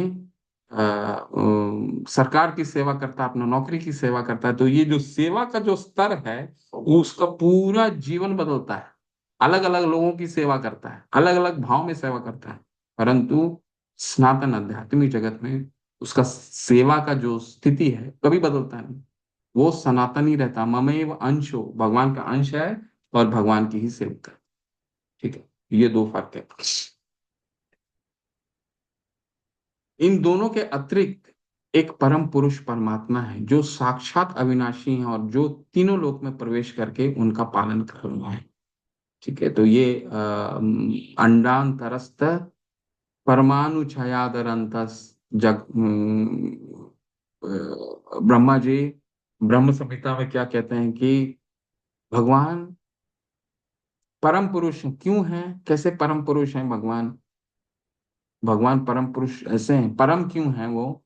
क्योंकि हमारी शक्ति, हमारी चिंता वो च्युत और अच्युत से बहुत परे है। च्युत और अच्युत तो एक चिंतनीय शक्ति हो गई, परंतु भगवान की शक्ति क्या है? अचिंत्य है, हमारी चिंता से परे। पिछले सत्र में भी चर्चा हमने किया था कैसे अचिंत्य है भगवान। देखिए यहाँ पे क्या भगवान कहते हैं, जो तीनों लोक में प्रवेश करके उनका पालन करते हैं। मतलब मात्र अपने अंडांतरस्थ छायाद अंतरस्थम, यानी कि वन अपने केवल सांस के इनहेल एक्सेल से, मतलब सांस छोड़ने से कई ब्रह्मांडों का उत्पाद करते हैं और फिर उन ब्रह्मांडों में दोबारा प्रवेश करते हैं और उस ब्रह्मांड को फिर वो ब्रह्मा जी की उत्पत्ति करते हैं और पूरे ब्रह्मांड को चलाते हैं। कैसे चलाते हैं? वहां पे और भी कण, छोटे छोटे कण में तिवारा प्रवेश करते हैं। पहला बार, दूसरा बार पुरुष रूप में भगवान आते हैं, तीन रूपों में आते हैं। कैसे कैसे आते हैं? कारणोदक्षाय, गर्भोदक्षाय और शिरोदक्षाय विष्णु के रूप में। तो उनकी शक्ति कैसे है? अचिंत्य है, च्युत और अच्युत से परे, परम है। ठीक है? इसलिए क्या कहा गया, ये बहुत भगवान क्या है? नित्यो नित्यानाम चेतनश चेतना नाम। सारांश ये है कि बुद्ध, बद्ध तथा मुक्त दोनों प्रकार के जीवों में से एक परम पुरुष भगवान है, जो उनका सबका पालन करता है। ठीक है? तो भगवान परम है, भगवान नित्यो नित्यानाम है, और चेतनश चेतना नाम मतलब भगवान सबके भगवान सबके पालन करता है। ठीक है? नित्यानाम चेतनश चेतना नाम, एको बहुना नाम यो विदधाति कमान। सिर्फ एक हैं और सभी का पालन करते हैं। जितने भी च्युत हैं, अच्युत हैं, जड़ वस्तु हैं, सबका पालन भगवान करते हैं। तो भगवान की शक्ति क्या हो गई? परम हो गई। भगवान परम पुरुष है। इसीलिए चूंकि मैं क्षर तथा अक्षर दोनों के परे हूं, और चूंकि मैं सर्वश्रेष्ठ हूं, अतएव मैं इस जगत में तथा वेदों में परम पुरुष के रूप में विख्यात हूं। तो इसका हमने विस्तार से भी चर्चा की। जो कोई भी मुझे संशय रहित होकर भगवान के रूप में जानता है, वो सब कुछ जानता है। अतएव हे भरत पुत्र, वह व्यक्ति मेरे पूर्ण भक्ति में रत होता है। कुछ सिद्धांत पढ़ेंगे और हम ये अंतिम पड़ाव में पहुंच गए हैं। इस श्लोक में भगवान स्पष्ट बताते हैं कि जो भगवान कृष्ण को परम पुरुष के रूप में जानता है, वह सारी वस्तुओं को ज्ञाता है, और पूर्ण ज्ञाता परम सत्य के विषय में केवल चिंतन करता जाता है, जबकि पूर्ण ज्ञाता समय का अपव्यय किए बिना सीधे कृष्ण भावनामृत में लग जाता है, अर्थात भगवान की भक्ति करने लगता है। संपूर्ण भगवत गीता में पग पग पर इसका पर बल दिया है। सबसे पहला चौथा अध्याय में आया है। क्या भगवान बताते हैं? भगवान बताते हैं, जो मेरे जन्म और मेरे कर्म की दिव्यता को जानता है, जन्म कर्म च में दिव्यम यो वेति तत्वतः त्यक्त्वा देहम पुनर्जन्म नई नैति माम एति सो अर्जुन।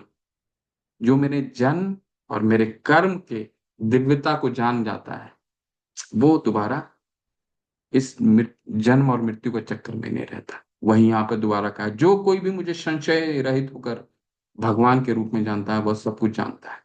अतएव हे भरत पुत्र, वो व्यक्ति मेरे पूर्ण भक्ति में रत होता है।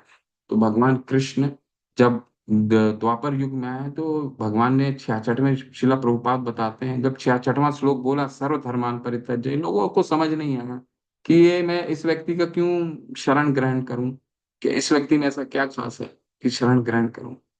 तो भगवान ने उस चीज को समझाने के लिए दोबारा महाप्रभु चैतन्य महाप्रभु के रूप में आए कि, और इस बार क्या उन्होंने किया? इस बार स्वयं को भक्त के रूप में सर्वधर्मान परित्यज्य कैसे करना है, उन्होंने ये सिखाया। वो फिर क्या हो गए? नमो महावदानाय कृष्ण प्रेम प्रदायते कृष्णाय कृष्ण चैतन्य। ठीक है? भगवान कृष्ण जो है, चैतन्य महाप्रभु क्या है? नमो महावदानाय। भगवान रामचंद्र ने रावण का वध किया, कृष्ण ने कई असुरों का वध किया, लेकिन चैतन्य महाप्रभु भक्त के रूप में आए उस चीज को, सर्वधर्मान परित्यज्य को स्थापित करने के लिए। और उन्होंने क्या किया? नमो महावदाना है, वो उन्होंने कोई भी असुर को नहीं मारा। उन्होंने क्या किया? असुरों को भी भक्त बना दिया। जगाए मधाए जैसे असुर को उन्होंने भक्त बनाया। ठीक है? तो उन्होंने, वो सबसे मर्सीफुल है, इसलिए वो उनको क्या कहा जाता है? नमो महावदाना है। ठीक है? तो भगवान हर जन्म, हर अपने अवतार में भगवान अपनी दिव्यता के बारे में बताने के लिए आते हैं। जन्म कर्म च मे दिव्यम यो वेति तत्व। ठीक है? इसी इसी तथ्य को यहाँ पे स्थापित किया गया है।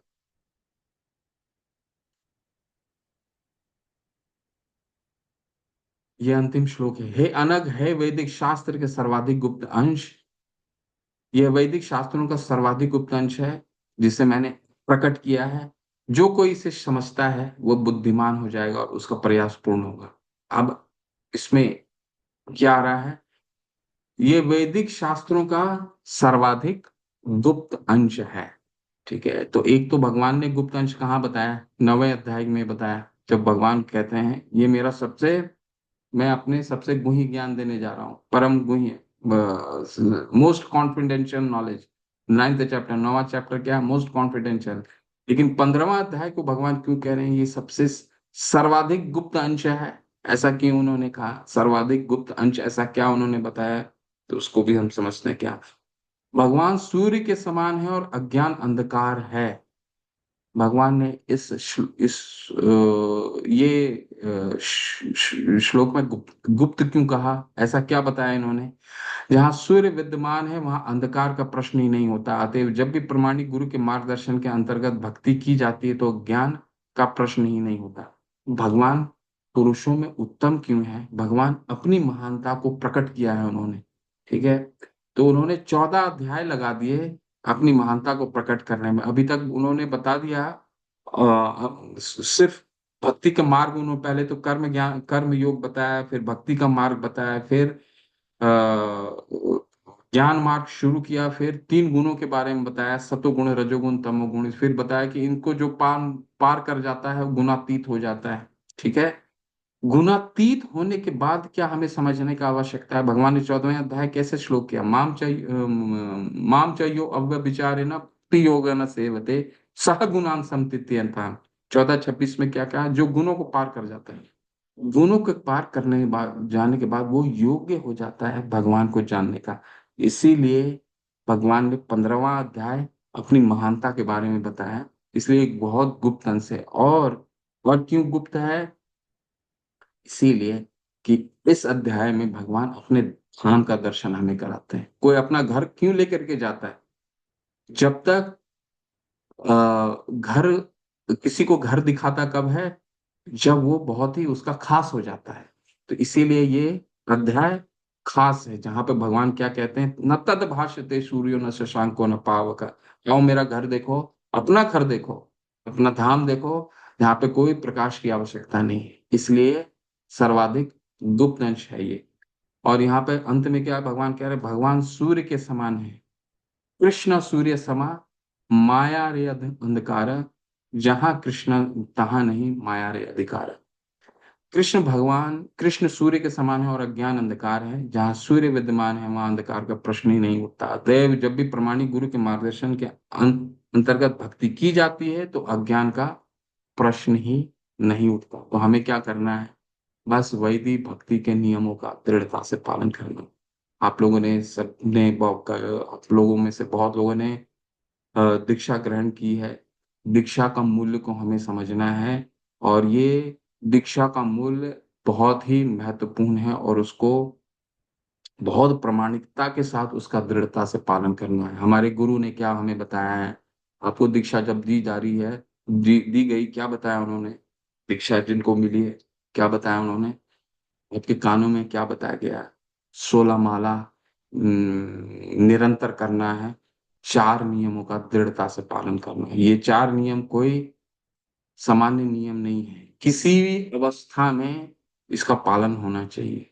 ठीक है, और आ, 3 चीजें हमें जीवन में हमेशा याद रखनी पड़ेगी। इसमें और कुछ पढ़ लेते हैं, फिर मैं एक बहुत अंत में एक चीजें बताऊंगा।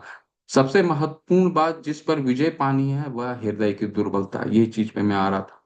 पहला पतन प्रकृति पे प्रभुत्व जताने की इच्छा के कारण होता है। इस तरह मनुष्य भगवान की दिव्य प्रेमा भक्ति को त्याग देता है। दूसरी, हृदय की दुर्बलता की, जब कोई अधिकाधिक प्रभुत्व जताने की इच्छा करता है तो वह भौतिक पदार्थ के स्वामित्व के प्रति आसक्त हो जाता है। इस संसार की सारी समस्याएं इन्हीं हृदय की दुर्बलता के कारण। बहुत बहुत ये सब सिद्धांत शिला प्रभुपाद बहुत अच्छे से हमें समझाते हैं, बहुत महत्वपूर्ण सिद्धांत है। हम जो भी हमारा पतन जब भी होता है, कोई, हम सभी ने, कई लोगों ने दीक्षा लिया है, तो लेकिन हमें इसमें भक्ति के नियमों का पालन करने में क्यों दृढ़ रहना है, क्योंकि माया बहुत शक्तिशाली होती है। और हमारा पतन क्यों होता है, हृदय की दुर्बलता। ठीक है, वही शिला प्रभुपाद यहाँ बता रहे हैं। हृदय की दुर्बलता पे हमें विजय पानी है, और खासकर 3 चीजों को हमें ध्यान में रखना है, स्थान दोष, अन्न दोष, संग दोष, तीन चीजें। किस स्थान में हम रह रहे हैं, किस स्थान में हम जाते हैं और कहाँ रहते हैं, ठीक है, ये हमें बच के रहना है। दूसरा, अन्न दोष। अन्न दोष का क्या मतलब है? हम क्या खाना खा रहे हैं, क्या खाना खा रहे हैं। भगवान हमें क्या भगवान ने बताया है? यज्ञ शिष्टानि संतो मुच्यन्ते सर्व किल विषय भुजन्ते ते त्वगम पापा पंचंत आत्म कारण।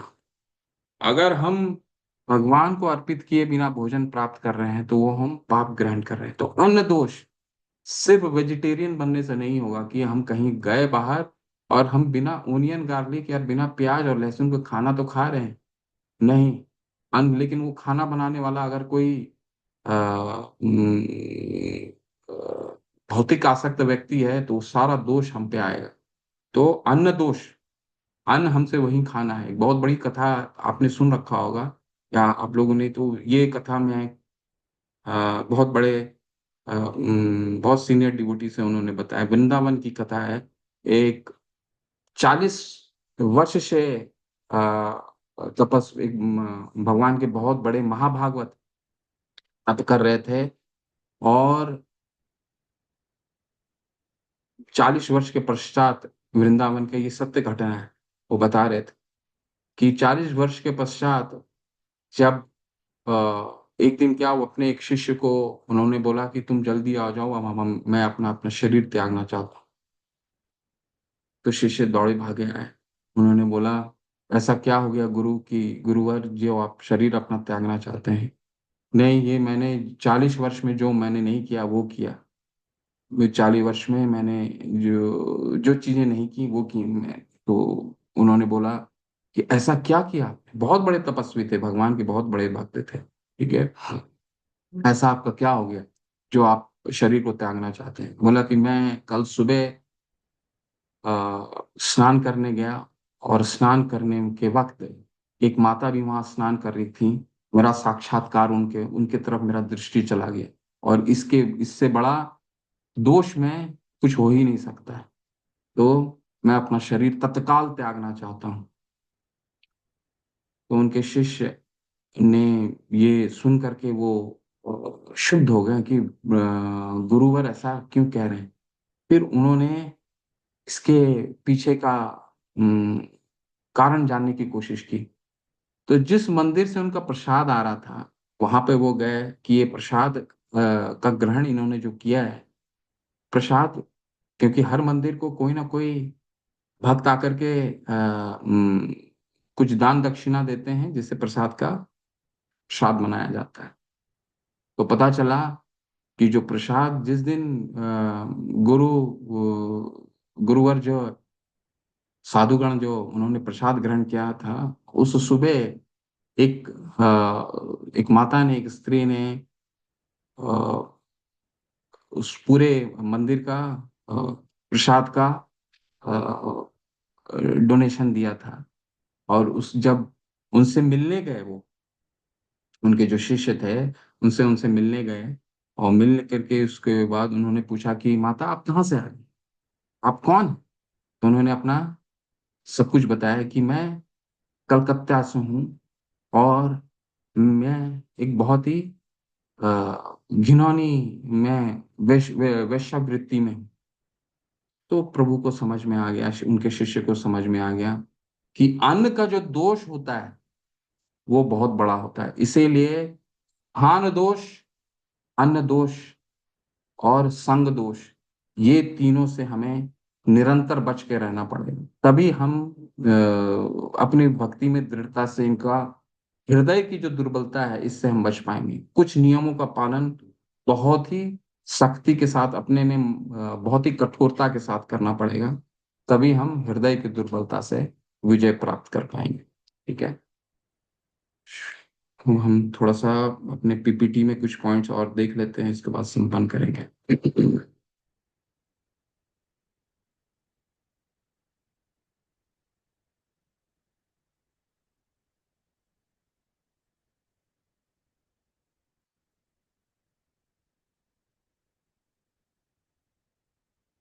तो जीव, ये हमने देख लिया। इन दोनों के अतिरिक्त एक परम पुरुष परमात्मा है जो साक्षात अविनाशी हैं और जो तीनों लोक में प्रवेश करके उनका पालन कर रहे हैं। चूंकि मैं क्षर तथा अक्षर दोनों के परे हूँ और चूंकि मैं सर्वश्रेष्ठ हूँ, अतएव मैं इसका जगत तथा वेदों में परम पुरुष के रूप में विख्यात हूँ। ठीक है।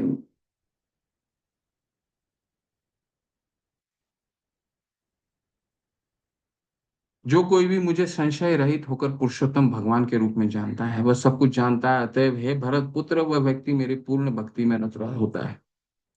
मनुष्य को विनीत भाव से भगवत गीता सुनना चाहिए और सारे जीव भगवान के अधीन हैं। जो भी इसे समझ लेता है वह श्री कृष्ण की कथानुसार वेदों का प्रयोजन को समझता है, अन्य कोई नहीं समझता। अतएव हे भरत पुत्र, वह व्यक्ति मेरे पूर्ण भक्ति में रत होता है। ठीक है। इस अध्याय का प्रथम 5 श्लोक में हृदय की इन्हीं दुर्बलताओं से अपने को मुक्त करने की विधि का वर्णन हुआ है। ठीक है। और छठे श्लोक से अंतिम श्लोक तक पुरुषोत्तम योग की विवेचना हुई। तो हमने 15वां अध्याय में क्या क्या पढ़ा? भगवत गीता 15वें अध्याय के सिंहावलोकन प्रस्तुत किया। मरगद के पेड़ का सिंहावलोकन प्रस्तुत किया। जब तक जीव इस अंधकारमय जगत में, देखिए शिला प्रभुपाद क्या लिख रहे हैं, जब तक जीव इस अंधकारमय जगत में रहता है तब तक वह बद अवस्था में होता है। लेकिन जो ही वह इस भौतिक जगत रूपी मिथ्या विकृत वृक्ष को काटकर आध्यात्मिक आकाश में पहुंचता है, तो ही वह मुक्त हो जाता है। तब वह यहाँ वापस नहीं आता। इस बद्ध जीवन में जीव अपने को भौतिक जगत का स्वामी मानता है, लेकिन अपनी मुक्ति की अवस्था में वह आध्यात्मिक राज्य में प्रवेश करता है और परमेश्वर का पार्षद बन जाता है। वहां पर वह सच्चिदानंद जीवन बिताता है। ठीक है। शिला प्रभुपाद की जय। ये आपका 15वां अध्याय समाप्त होता है। हरे कृष्णा। किसी का कोई प्रश्न है, कोई संशय है तो पूछ सकते हैं।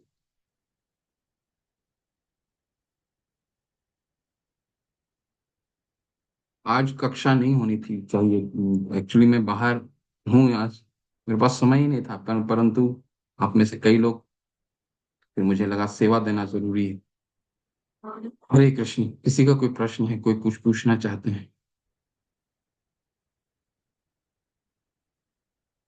कोई संशय नहीं है?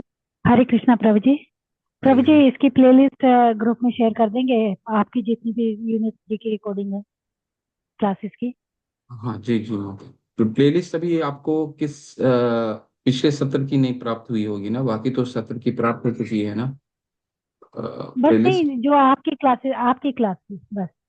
मेरी क्लास की प्लेलिस्ट तो मैंने 1 मिनट माता।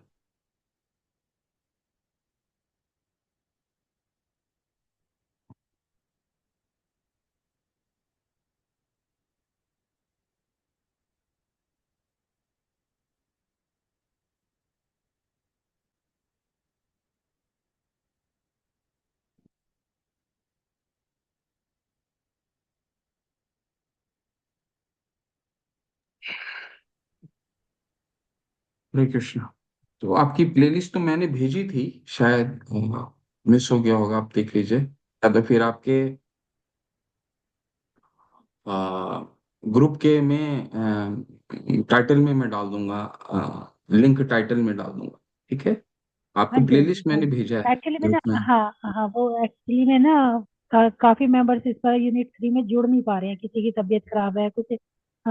ये त्योहारों का सीजन है तो इसी वजह से, तो वो रिकॉर्डिंग सुन के थोड़ा कर सकते हैं।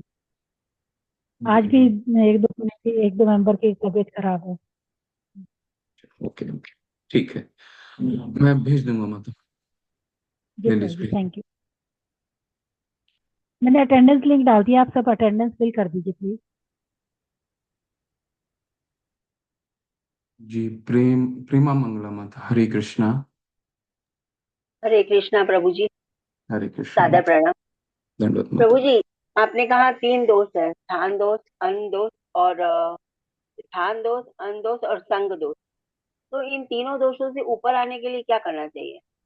इन तीनों में हमें ध्यान रखना पड़ेगा, दृढ़ता से इनका पालन करना पड़ेगा।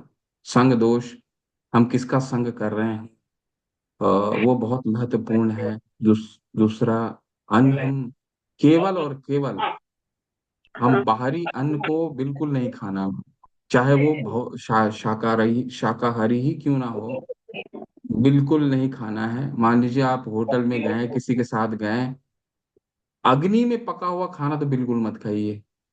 किसी के द्वारा अगर बाहर जाते हैं, किसी के साथ खाना जरूरी पड़ता है, तो उनको उनके साथ बोलिए कि मुझे फल दे दीजिए, फल ग्रहण कर लूंगा। शिला प्रभुपाद ट्रेन में सफर करते थे, कभी बाहर का खाना उन्होंने नहीं खाया। वो देखिए, हमें बस आचार्य ने कैसे जीवन शैली जी है, वो उनका अनुसरण करना है। ठीक है। तो जैसे जैसे हम अपने आप को ढालेंगे, वैसे वैसे ढल जाएगा। और सब ये सब किया जा सकता है। बाहर जाते हैं तो कहीं खाने जरूरी है, फल खाइए, लेकिन अग्नि में पका हुआ खाना बिल्कुल नहीं खाना है। ठीक है। दूसरा, और स्थान दोष, कोशिश कीजिए ऐसी जगह ना रहा जाए जो अच्छा ना हो, वो आप अपना खुद तय कीजिए। तो ये तीन चीजें जो हैं बहुत आवश्यक हैं। ठीक है। तो कहाँ रह रहे हैं, क्या खाना खा रहे हैं, केवल और केवल प्रसाद का ग्रहण कीजिए। खासकर अगर आपने दीक्षा अगर ले लिया है, तो केवल और केवल प्रसाद का ग्रहण कीजिए। और संग किसका करना है, तो वो तुम हम कई बार चर्चा कर लिए हैं। भक्तों का संग कीजिए, और बाकी जितना कर्तव्य है उसको कर्तव्य का पालन कीजिए। और परंतु संग दोष होता है, ये इन सब चीजों का बहुत ही प्रभाव पड़ता है। तो जितनी दृढ़ता से आप इनका पालन करेंगे माता, उतना हम माया से दूर रहेंगे। हमारी हमारी जो फॉर्मूला, जो हमारे आचार्यगण ने हमारे लिए जो चीजें दी हैं, चार नियमों का पालन, चार नियमों का पालन इन इस तीन सिद्धांतों पे खड़ा हुआ है। ठीक है। ये हमें नोट करने की आवश्यकता। प्रभु जी हरे कृष्णा।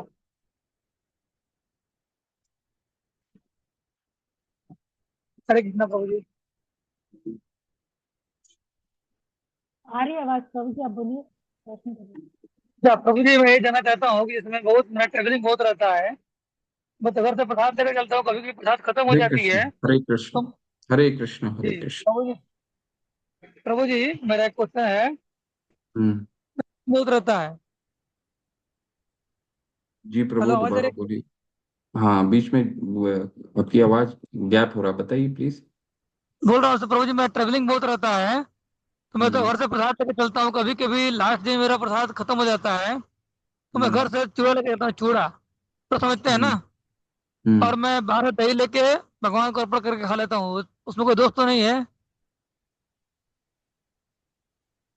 दोष नहीं है प्रभु। आप देखिए, ये हम सबको फॉर्मूला अपना स्वतंत्र होकर के खुद बनाना है। हम कैसे इन नियमों का पालन कर सकते हैं, सबका अलग अलग परिस्थिति होगा, लेकिन परिस्थितियों से कैसे निपटना है, ये सब अपना स्वयं बनाए, परिस्थितियों से तो लड़ने प्रभु का। जी, मेरा आज भी ट्रेवलिंग में सुबह में मतलब प्रसाद खत्म हो गया घर का, तो हम्म। मैं चूड़ा और दही को ठीक है मैंने प्रभु।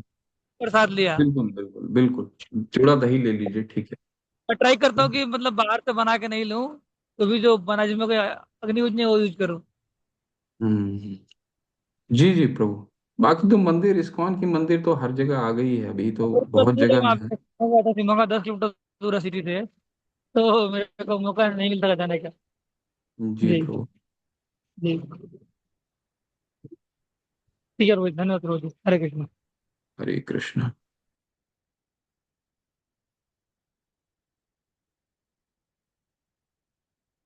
और किसी का कोई प्रश्न है? ठीक है, चलिए फिर चलते हैं। वांछा कल्पतरुभ्यश्च कृपा सिंधु एव च पतितानां पावने भयो वैष्णवे भयो नमो नमः। अनंत कोटि वैष्णव वृंद की जय, शिला प्रभुपाद की जय, नामाचार्य हरिदास ठाकुर की जय। हरे कृष्ण आप सभी को। हरे कृष्ण। हरे हरे कृष्ण। कृष्णा प्रभु जी, सादर प्रणाम प्रभु जी।